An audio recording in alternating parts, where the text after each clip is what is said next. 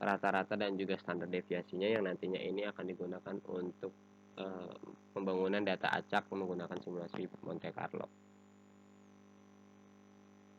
Nah, selanjutnya adalah perhitungan value at risk pada aset tunggal. Sebelum melakukan perhitungan data adjusted close price, diasumsikan bahwa data ini harus berdistribusi normal terlebih dahulu.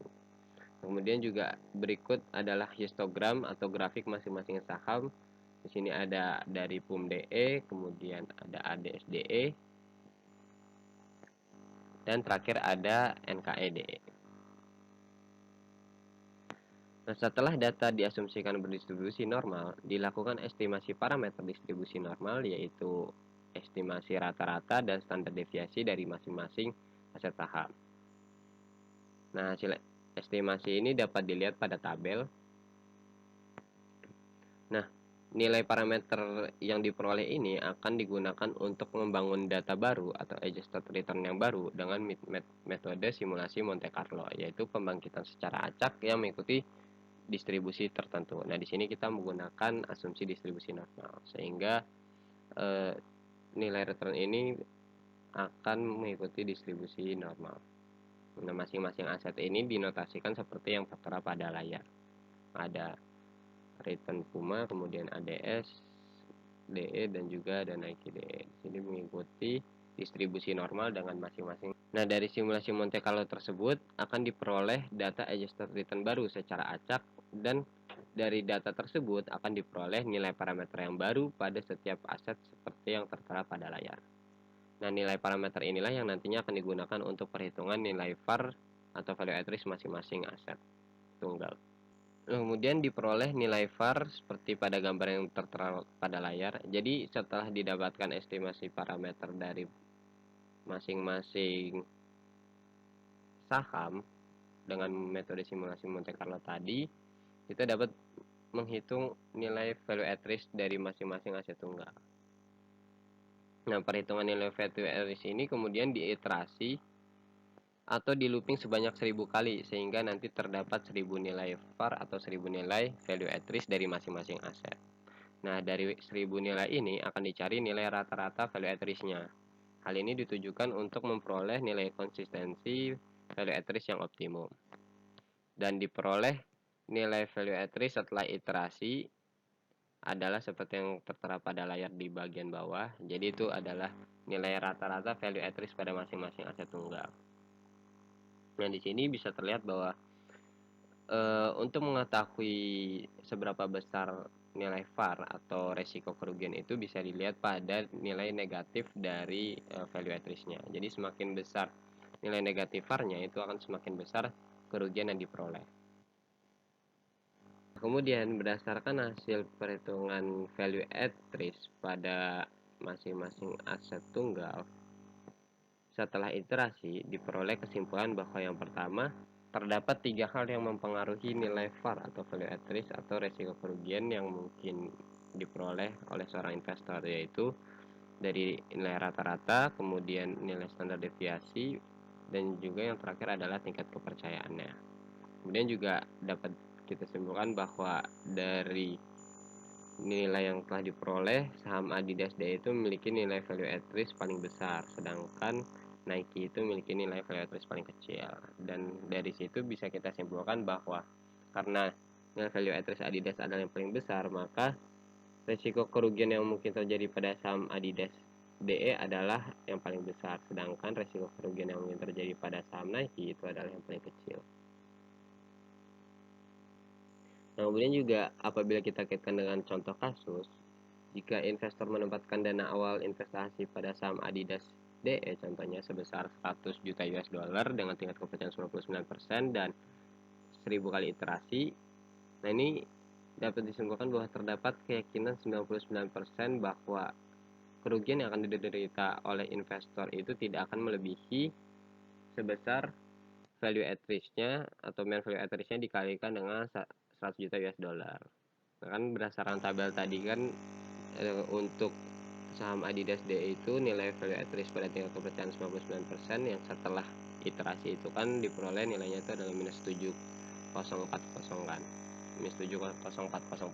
Nah, itu maka investor itu dia 99% itu tidak akan melebihi kerugiannya itu sebesar dari 7.040.000 itu, 7.040.000 US dollar dalam jangka waktu 1 hari setelah tanggal 7 Desember 2022.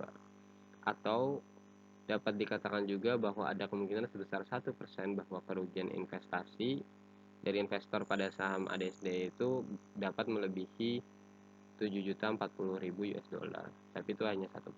Kemudian misal contoh kasus lain pada Nike, di sini apabila investor itu melakukan investasi sebesar 100 juta dengan tingkat kepercayaan 99% dan 1000 kali iterasi. Nah, di sini artinya terdapat keyakinan sebesar 99% bahwa kerugian yang akan diderita oleh investor itu tidak akan melebihi 5.145.000. 5.145.000 ini didapatkan dari 100 juta US dollar ini dikalikan dengan nilai value at risk dari saham NKID pada tingkat kepercayaan 99%, yaitu minus 5%,145 5,145% dalam jangka waktu 1 hari setelah tanggal 7 Desember 2022. Atau dapat dikatakan ada kemungkinan sebesar 1% bahwa kerugian investasi pada saham Nike itu bisa lebih dari 5.145.000 US dollar.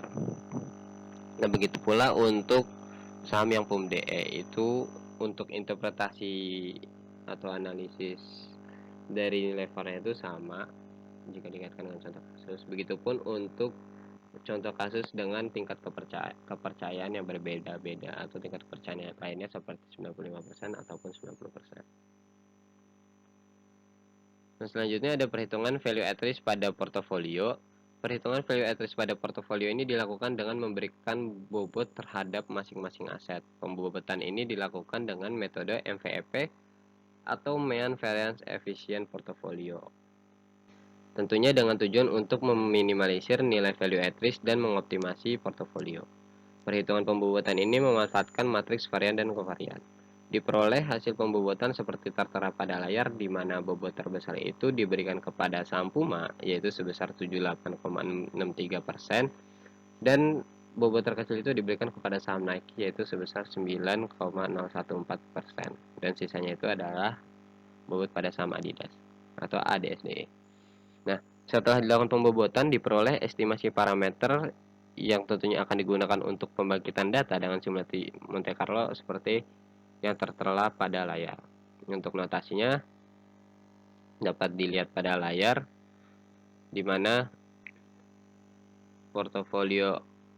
return portofolio itu mengikuti distribusi normal dengan parameter meannya adalah sesuai seperti yang rata-rata pada portofolio, yaitu minus 0,00162167. Kemudian untuk standar deviasi dari distribusi normalnya adalah 0,02107921. Nah, kemudian dilakukan pembangkitan data baru, sama halnya seperti pada aset tunggal tadi, dilakukan pembangkitan data, kemudian dari pembangkitan data itu kan nanti diperoleh nilai adjusted return yang baru dari portofolio.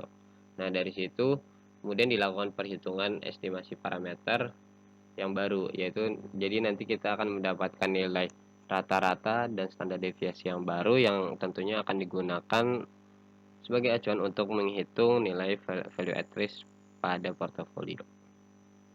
Nah, setelah dilakukan perhitungan dengan rumus value at risk, diperoleh nilai value at risk seperti yang tertera pada layar. Kemudian sama halnya juga dengan aset tunggal, di sini akan dilakukan pengulangan atau looping atau iterasi sebanyak 1000 kali, dan dari 1000 nilai value at risk portofolio ini akan dicari nilai rata-rata VaR-nya. Hal ini tentunya juga sama ditujukan untuk memperoleh nilai konsistensi VaR yang optimum. Setelah dilakukan iterasi 1000 kali dicari nilai VaR-nya, diperoleh nilai VaR setelah iterasi adalah seperti yang tertera pada layar di bagian bawah.